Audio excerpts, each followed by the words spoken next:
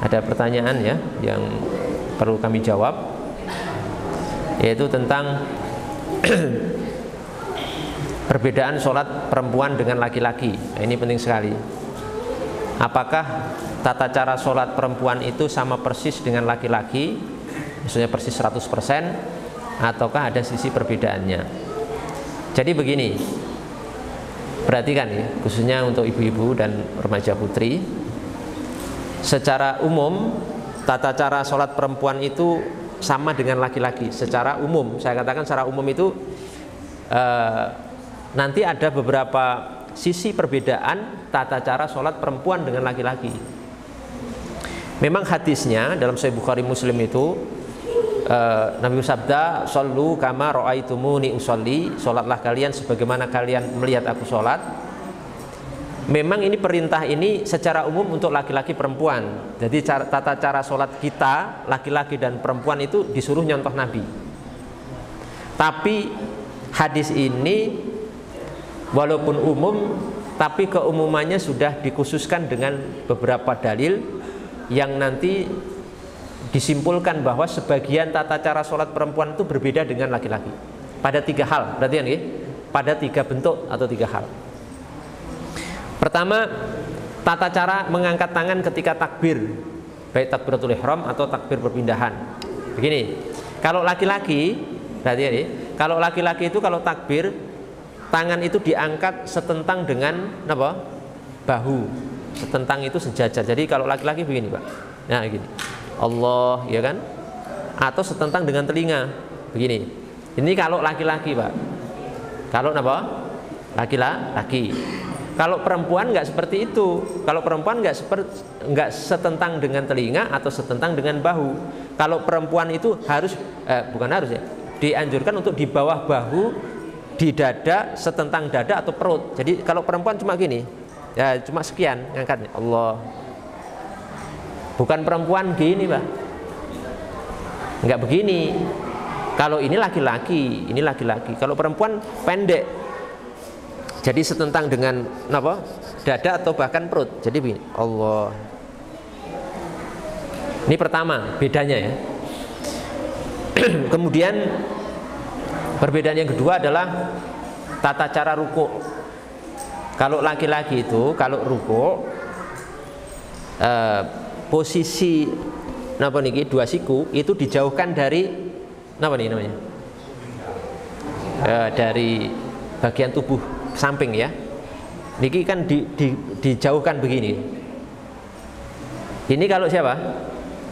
Laki-laki. Kalau perempuan nggak begitu. Perempuan itu dikumpulkan. Jadi sikunya niku dipepetkan ke tubuh begini. Kalau rukuk begini perempuan itu. Bukan begini. Ini untuk laki-laki. Kalau laki-laki memang dijauhkan. Ini enggak nempel. Kalau perempuan justru ditempelkan seperti ini. Kalau pas rukuk, paham betul? Jamaah putri paham betul? Paham ya? Jadi mungkin nek sholat ampun ngeten. Ini laki-laki. Kalau perempuan dikumpulkan, dipepet ke siku niku mepet ke tubuh bagian samping. Terus nomor 3 terakhir, perhatikan. Atau bisa nomor 3, bisa tambah nanti 4. Yang ketiga niku tata cara sujud. Kalau laki-laki kalau sujud niku perut dijauhkan dari paha. Terus tangan niku dijauhkan juga, siku niku jangan ditempelkan napa? Tubuh. Jadi ngeten. Nah, direnggangkan iki siku dengan bagian tubuh. Nggih. Dan perut jangan nempel paha ketika sujud. Ini untuk siapa? Laki-laki. Kalau untuk perempuan bukan begitu, Pak. Kalau untuk perempuan justru sebaliknya. 2 siku dipepetkan ke tubuh, gitu. Terus perut dipepetkan ke paha, kemudian tangan ini dihamparkan ke lantai, ngeten. Kayak seperti kalau panjenengan maaf lihat kucing apa anjing begitu, kayak seperti itu. Kalau laki-laki diangkat dan dijauhkan dari tubuh kanan kiri, tapi kalau perempuan enggak, justru dikumpulkan, dipepet ke tubuh kita. Terus ketika sujud niku ini diletakkan ke lantai. Deprok lah, kayak orang deprok. Terus perutnya itu didekatkan ke paha untuk apa? Perempuan. Dasarnya apa, Pak?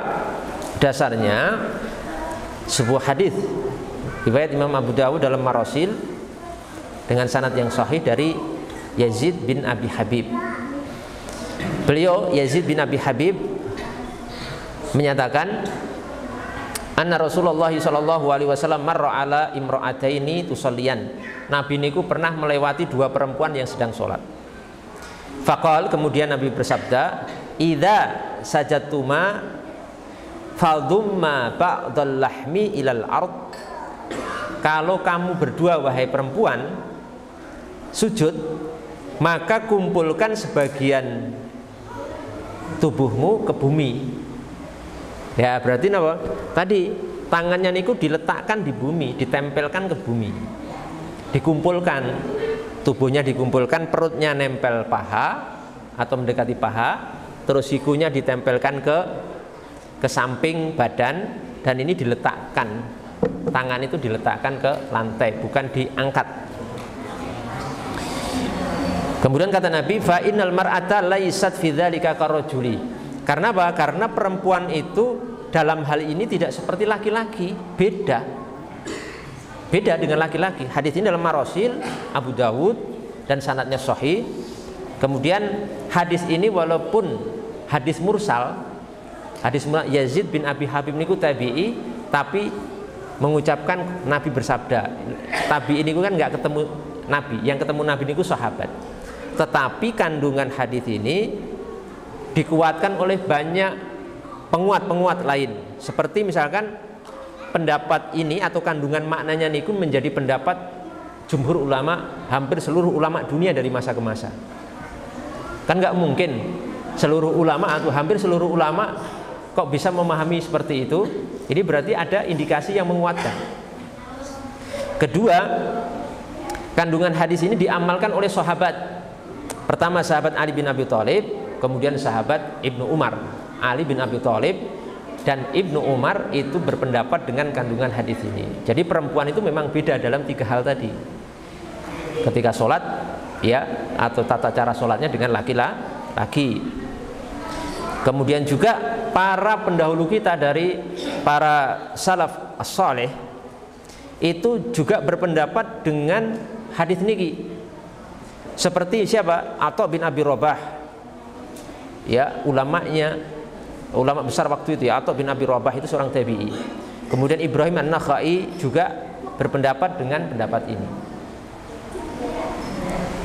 ya, dengan pendapat ini. Sehingga dengan beberapa penguat itu dapat disimpulkan bahwa sholat atau tata cara sholat perempuan itu tidak persis laki-laki, dikecualikan tiga hal tadi. Bahkan ada tambahan, ya, sebagian ulama itu kalau duduk iftirash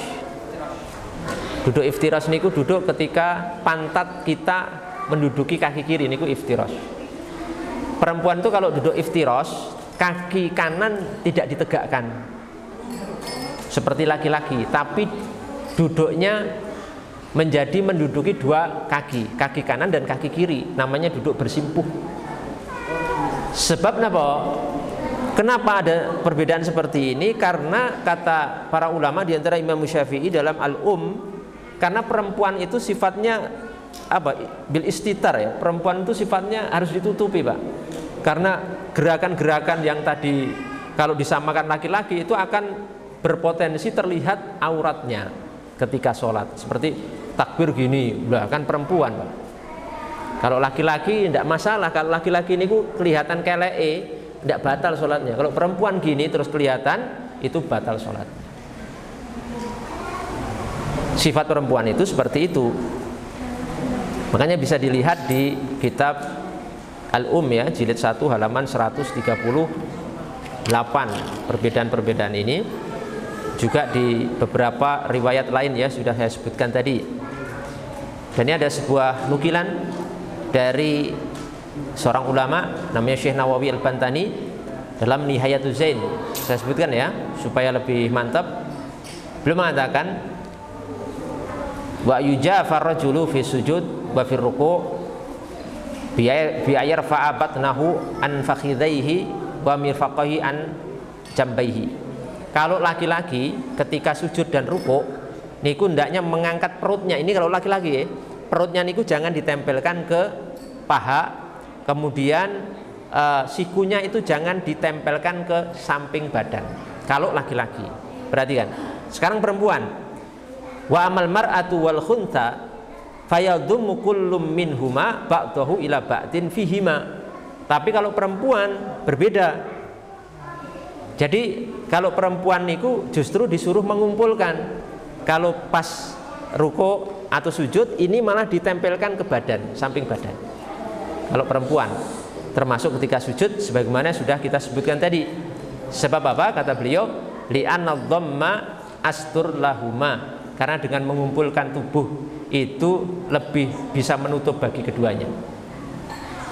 Bagi perempuan dan khunsa. Khunsa itu seorang yang punya dua alat kelamin, Mbak. Jadi ada seorang yang mungkin terlahir tapi alat kelaminnya dua. Jadi punya alat kelamin laki-laki, punya alat kelamin perempuan. Bukan banci ya. Kalau banci itu alat kelaminnya laki-laki, cuma tingkah lakunya seperti perempuan, itu banci namanya. Kalau khunsa itu bukan begitu. Khunsa itu alat kelaminnya udah sejak lahir dua gitu. Punya alat kelamin laki-laki, punya alat kelamin perempuan. Jadi itu keterangan para ulama. Kemudian mungkin ada yang bertanya begini, kan ada larangan kalau kita itu dilarang untuk sujud seperti sujudnya anjing, ya kan, dalam Sahih Bukhari dan Muslim juga ya. Nabi pernah bersabda ngeten, wala yabsut ahadukum dzira'aihi in bisatal qalb. Janganlah salah satu di antara kamu sujud menghamparkan ketika sujud itu seperti menghamparkannya anjing. Anjing itu kalau sujud, Pak, kalau menderum nggih. Menderum niku kan biasanya tangannya diletakkan di lantai ngeten toh. Di lantai ngeten. Itu anjing. Ya, benar hadisnya niku benar, tapi hadis ini hanya untuk laki-laki, berlaku untuk laki-laki. Kalau perempuan tidak berlaku. Karena ada hadis lain tadi dalam Marasil Abu Dawud yang menunjukkan bahwa perempuan itu berbeda dengan laki-laki dalam hal ruku', dalam hal sujud, dalam hal takbir, dan dalam hal duduk iftirash. Sehingga ketika kita memahami hadis itu ya, shollu kama ra'aitumuni sholli, sholatlah kalian sebagaimana melihat aku, kata Nabi sholat, itu tidak semutlak yang dibayangkan oleh kita semuanya. Perlu perincian, perlu keterangan dari para ulama kita.